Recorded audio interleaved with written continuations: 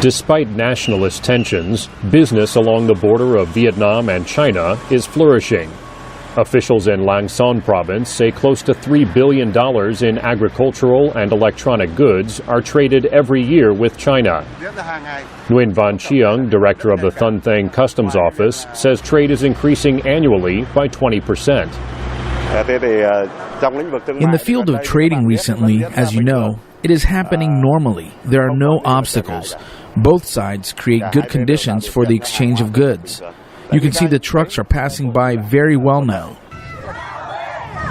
Vietnam allowed a series of rare public protests against China in July after Beijing made deals for oil exploration in territory Vietnam disputes in the South China Sea. Beijing then announced an administrative capital to govern the areas also claimed by Brunei, Malaysia, the Philippines, and Taiwan.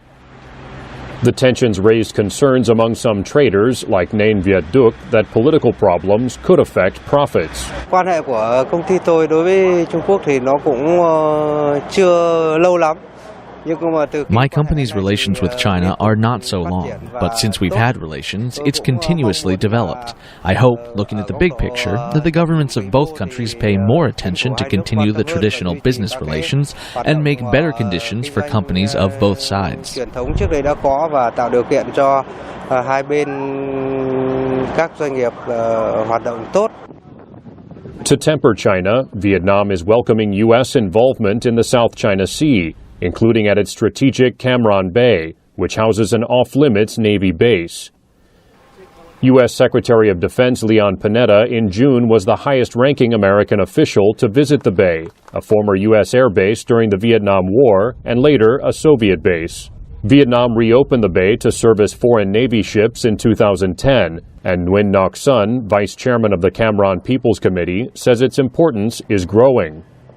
Có thể nói là Vịnh Cam Ranh là một We can say that Cam Ranh Bay is a place which has the potential to develop the economy and at the same time to protect and hold firmly our sovereignty in the sea and islands. Cái chủ quyền biên giới và biển đảo của quốc gia.